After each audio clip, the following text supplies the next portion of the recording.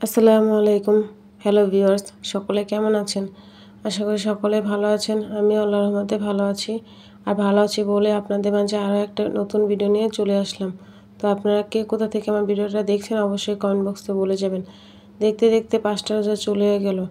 আর প্রতিদিন সন্ধ্যায় ইফতারের সময় ভাজাপোড়া খেতে খেতে একঘেয়েমিও চলে আসে। তো আজকে চিন্তা করলাম ঘরে থাকা কিছু উপকরণ দিয়েই একটা মজাদার রান্না তৈরি করবো, আর সেটা আপনাদের মাঝে শেয়ার করছি। তো চিন্তা করলাম বাসায় যেহেতু ডিম আছে, তো আজকে ঘরের চাল দিয়ে ডিম পোলাও রান্না করব। তো আপনারা সম্পূর্ণ ভিডিওটা দেখবেন আমি কিভাবে রান্না করি। আর আমি যেহেতু রান্নার ভিডিও শেয়ার করি সেজন্য আপনাদের মাঝে শেয়ার করলাম। তো এখানে আমি প্রথমেই দেখতে পাচ্ছেন পেঁয়াজ বেরেস্তা করে নিয়েছিলাম, তারপর ডিম সিদ্ধ করেছিলাম, সেটাও সুন্দরভাবে ভেজে নিয়েছিলাম।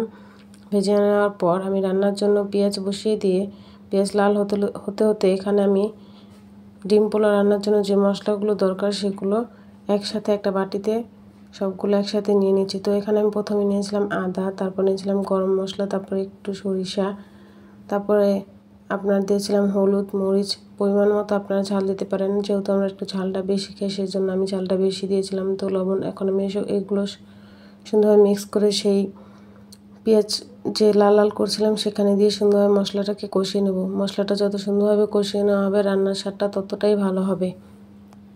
এখানে আমার মশলা কষানো প্রায় শেষ হয়ে গেছে। তো এখানে আমি আলুগুলো দিয়ে একটু কষিয়ে নিচ্ছি। তো আলু দিয়ে কষানোর পর আমি এখানে ডিমও দিয়ে দেবো। সুন্দরভাবে কষিয়ে নেওয়ার পর প্রায় 5 মিনিট আমি এগুলোকে সুন্দরভাবে কষিয়ে নিয়েছি। তো এখন আমি এখান থেকে ডিমগুলোকে তুলে একটা প্লেটে রেখে দেবো, আর আলুগুলো থাকবে।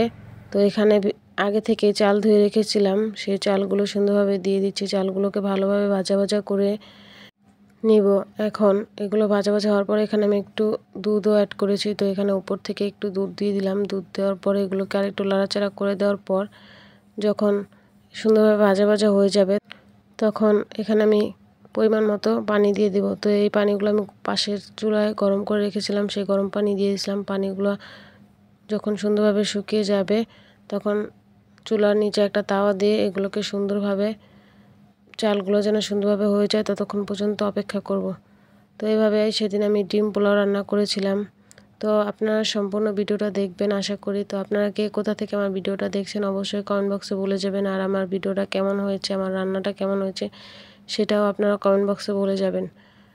তো এইক্ষণ আমি উপর দিয়ে কিছু বেরেস্তা দিয়ে দিলাম। দেওয়ার পর আমি ডিমগুলো যে তুলে রেখেছিলাম ডিমগুলো সুন্দরভাবে সাজিয়ে দিয়ে দিলাম। তো এখন আমি এগুলোকে খাওয়ার জন্য পরিবেশন করছি। তো আজকের ভিডিওটা এই পর্যন্তই। সকলে ভালো থাকবেন, সুস্থ থাকবেন। আশা করি আপনারা সম্পূর্ণ ভিডিওটা দেখবেন। আল্লাহ হাফেজ।